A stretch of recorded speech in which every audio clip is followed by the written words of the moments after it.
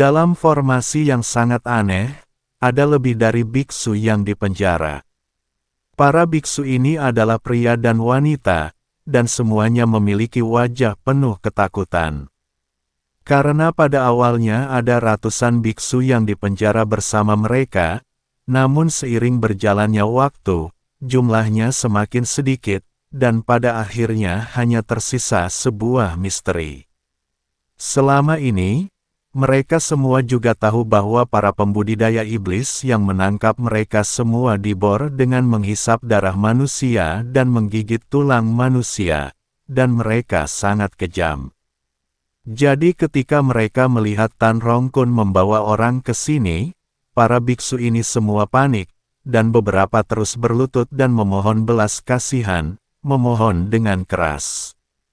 Yang lain mencoba melarikan diri, tetapi tidak mungkin, kekuatan mereka terlalu rendah. Tan Rongkun memandang para biksu di depannya tanpa ekspresi sama sekali.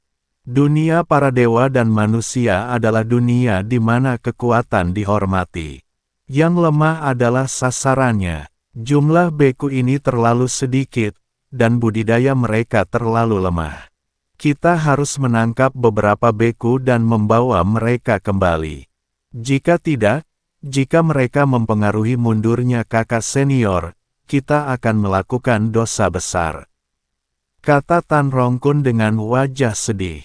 Kakak kedua, saya akan membawa orang untuk menangkap beberapa biksu. Jika tidak berhasil, saya akan pergi ke kaki gunung dan menghancurkan beberapa sekte kecil, sehingga kita bisa mendapatkan biksu dalam jumlah besar. Kata Di Chongjing, tidak, kecuali benar-benar diperlukan, kita tidak boleh pergi ke kaki gunung untuk menangkap orang. Sebaiknya Anda mengajak orang untuk menangkap beberapa biksu di pegunungan di Gunung Tianmo. Kali ini ada kompetisi di kota Nanjing, dan banyak biksu pergi ke kota Nanjing untuk menyaksikan pertempuran dan memasang taruhan. Sekarang diperkirakan banyak biksu yang mulai kembali. Seharusnya ada seseorang yang memasuki kedalaman Gunung Tianmo. Kamu bisa memimpin mereka untuk mencegat mereka di tengah jalan. Tan Rongkun merasa nyaman di Chongjing. Jika mereka menangkap orang secara besar-besaran, pasti akan menimbulkan kepanikan, dan juga akan menyebabkan banyak kumpulan bersatu melawan mereka. Tan Rongkun tidak ingin hal ini terjadi. Itulah sebabnya Tan Rongkun pergi ke keluargamu untuk membantu membujuk sekelompok biksu untuk naik gunung. Selama mereka sampai di sini, para beku ini akan menjadi domba yang akan disembelih. Namun siapa sangka jika hal seperti ini terjadi, mustahil bagi keluargamu untuk mengirim biksu ke sekte darah dan tulang di masa depan. Aku mengerti. Aku akan memimpin seseorang untuk menyergapmu sekarang. Di Chongjing mengangguk, lalu pergi bersama yang lainnya. Dan Chen Ping dan yang lainnya dipimpin oleh Master Sekte Jiang ke tempat Sekte Darah dan Tulang berada. Tuan Chen, saya kira gerbang darah dan tulang tidak jauh dari sana. Saya sudah bisa merasakan aura jahat dengan jelas. Orang-orang ini pasti telah membunuh banyak orang dan menumpuk tulang-tulang mereka. Master Sekte Jiang mengenal orang-orang seperti Di Chongjing, jadi dia mengikuti Chen Ping dan berkata, saya juga menyadarinya. Meskipun roh jahat ini sangat lemah, saya masih bisa merasakannya dengan jelas. Arah yang kita cari seharusnya benar, tapi jaraknya masih jauh. Chen Ping juga memperhatikan aura jahat. Tetapi setelah Chen Ping selesai berbicara, dia tiba-tiba sedikit mengernyit karena dia menyadari ada lebih dari konsentrasi aura datang ke arahnya. Dan aura ini tidak lemah, dan ada master di alam Mahayana. Chen Ping tidak mengerti mengapa begitu banyak biksu tiba-tiba muncul di kedalaman Gunung Iblis.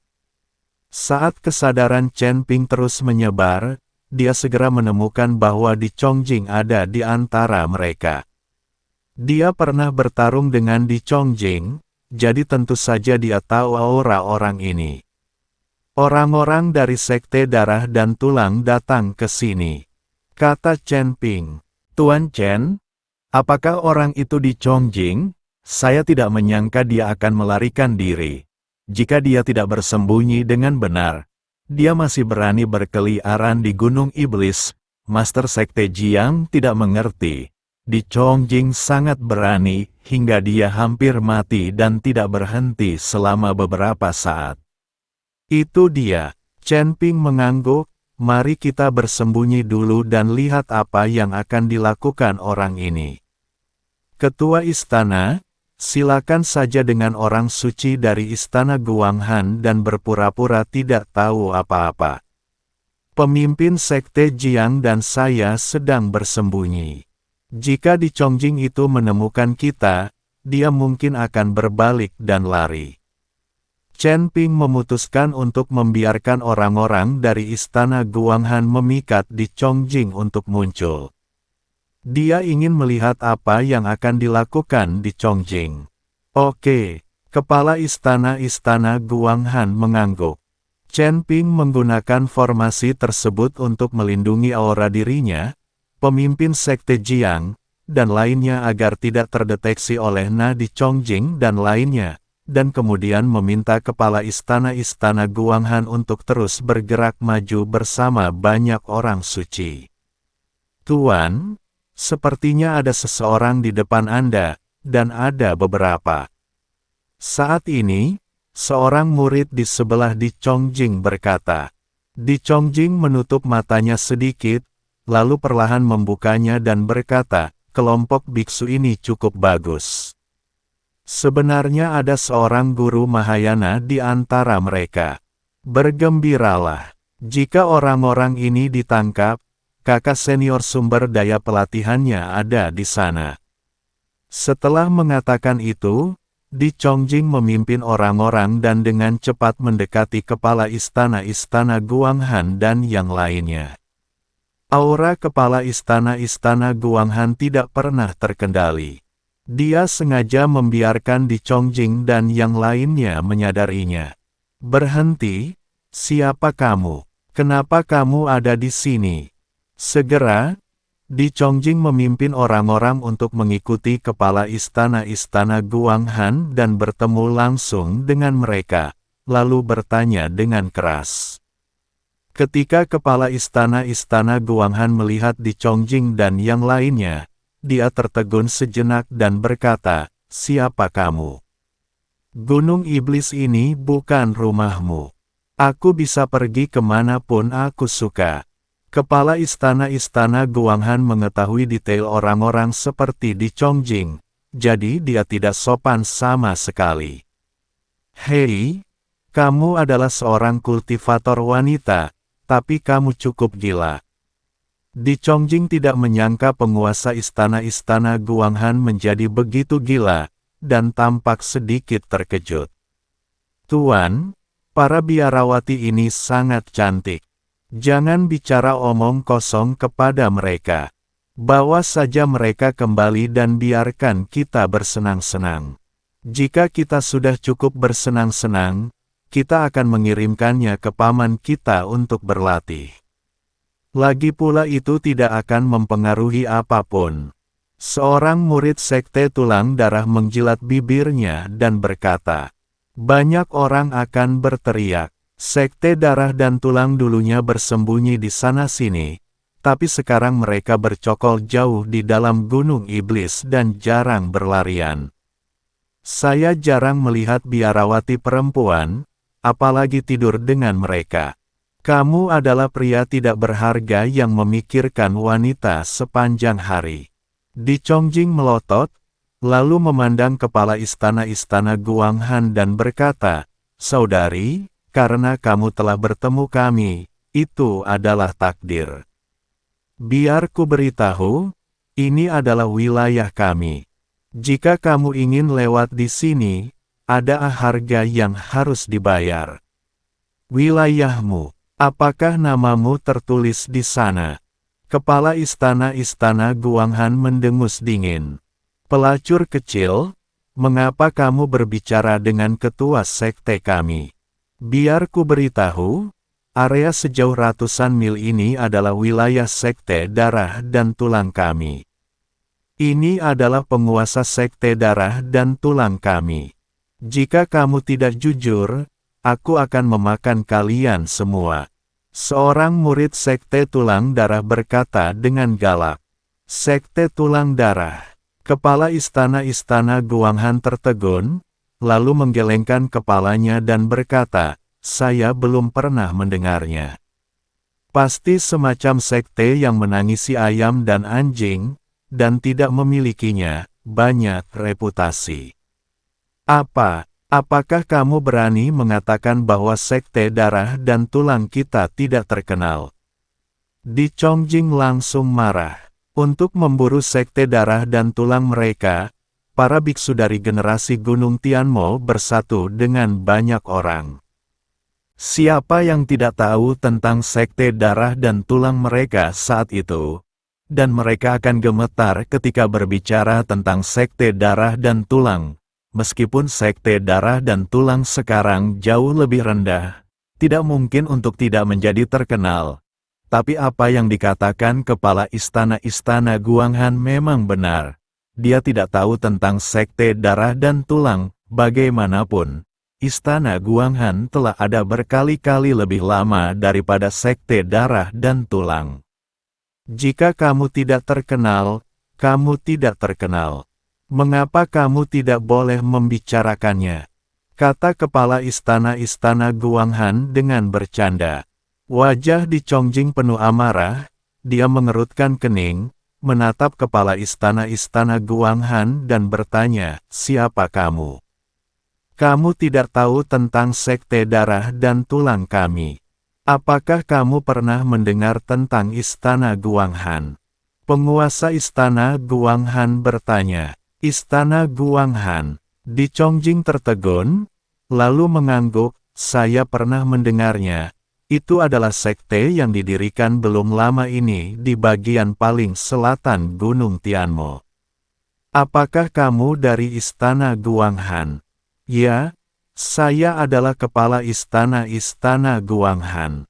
Kepala istana Guanghan mengangguk. Istana Guanghan berjarak ribuan mil dari sini, dan sebagian besar merupakan daerah pegunungan. Ada juga monster yang merajalela. Apa yang kamu lakukan di sini? Di Chongjing tidak mengerti, istana Guanghan berada di bagian paling selatan Gunung Tianmo. Kenapa dia datang ke sini? Kalau begitu kamu tidak perlu khawatir. Aku bisa pergi kemanapun aku suka. Kata kepala istana Guanghan sambil mencibir. Melihat ekspresi tak kenal takut di wajah istana Guanghan, di Chongjing ragu-ragu sejenak, lalu melambaikan tangannya dan berkata, oke, kamu bisa pergi. Kepala istana Guanghan tercengang dan bertanya, bukankah kamu mengatakan bahwa ini adalah wilayahmu? Apakah kamu tidak ingin menghentikan kami? Aku tidak akan menghentikanmu. Ayo pergi. Di Chongjing menggelengkan kepalanya. Tuan, mereka, para murid sekte tulang darah di samping merasa cemas. Banyak sekali biarawati wanita cantik, jika dibiarkan akan sulit ditemukan di kemudian hari. Diam, di Chongjing melotot, lalu merendahkan suaranya dan berkata, saya sudah lama mendengar tentang istana Guanghan. Istana ini sangat kuat, dan semua orang tahu sistem esnya. Mungkin membekukan kita semua, manusia es kecil. Petik 2. Dan menurutku kekuatan kepala istana Guanghan tidak lebih buruk dariku. Jika kita benar-benar melakukannya, aku tidak tahu siapa yang akan kalah dan siapa yang akan menang. Biarkan mereka pergi dulu, dan tunggu sampai kita kembali ketemukan kakak kedua kita sebelum membuat rencana. Ternyata Di Chongjing sedikit takut ketika mendengar bahwa dia dari istana Guanghan. Jangan mencuri ayamnya tapi kehilangan nasinya, nanti merepotkan. Biarkan saja orang-orang seperti istana Guanghan pergi, dan tunggu sampai kita menghubungi Tan Rongkun untuk mendiskusikan apa yang harus dilakukan. Ketika kepala istana Guanghan melihat Di Chongjing hendak melepaskan mereka, dia bingung sejenak. Dia mengira orang-orang ini akan mengambil tindakan, tetapi saat itu Chen Ping dan yang lainnya akan bergegas keluar dan menangkap mereka penjaga. Namun siapa sangka ketika mendengar bahwa dirinya berasal dari istana Guanghan, ia langsung menyerah dan ingin membiarkan mereka lewat. Kalian sekte darah dan tulang hanyalah sekelompok pengecut. Kita semua adalah kultivator wanita, namun kita bahkan tidak berani melakukan apapun. Apakah kamu takut dengan nama istana Guanghan kami? Penguasa istana Guanghan dengan sengaja memprovokasi Di Chongjing. Kamu sialan. Murid sekte tulang darah di samping merasa cemas dan hendak mengambil tindakan, tetapi dihentikan oleh Di Chongjing. Semakin provokatif kepala istana Guanghan, Di Chongjing semakin merasa bersalah. Dia selalu merasa bahwa pihak lain sengaja mencari masalah. Di Chongjing, yang baru saja meledakkan tubuhnya dan hampir mati, sekarang jauh lebih berhati-hati. Pria baik tidak berkelahi dengan wanita, jadi kamu boleh pergi. Di Chongjing meminta anak buahnya menyingkir. Ketika kepala istana Guanghan melihat provokasi seperti itu, orang ini bahkan tidak mengambil tindakan dan masih bisa menahannya. Kamu pengecut sekali. Kamu bahkan tidak berani mengambil tindakan ketika seseorang memprovokasi kamu seperti itu. Apakah kamu mati sekali dan kamu takut? Chen Ping melihat Di Chongjing terlalu berhati-hati, jadi dia berhenti bersembunyi dan keluar. Di Chongjing, tubuh fisikmu pulih dengan sangat cepat. Karena kamu mati sekali. Kamu tidak mau bertobat, dan kamu benar-benar melakukan perampokan di jalan. Itu benar-benar mempermalukan guru dan dia, Master Sekte Jiang memandang Di Chongjing dan berkata dengan jijik. Ketika Di Chongjing melihat Chen Ping, Master Sekte Jiang dan lainnya, ekspresinya tiba-tiba berubah. Dia tidak menyangka orang-orang dari istana Guanghan akan bersama orang-orang dari sekte jiwa iblis. Ternyata itu kamu. Tak heran kamu ingin merangsangku untuk melakukan sesuatu. Setelah Di Chongjing mengatakan itu, dia berbalik dan lari, tidak peduli dengan murid-murid yang mengikutinya.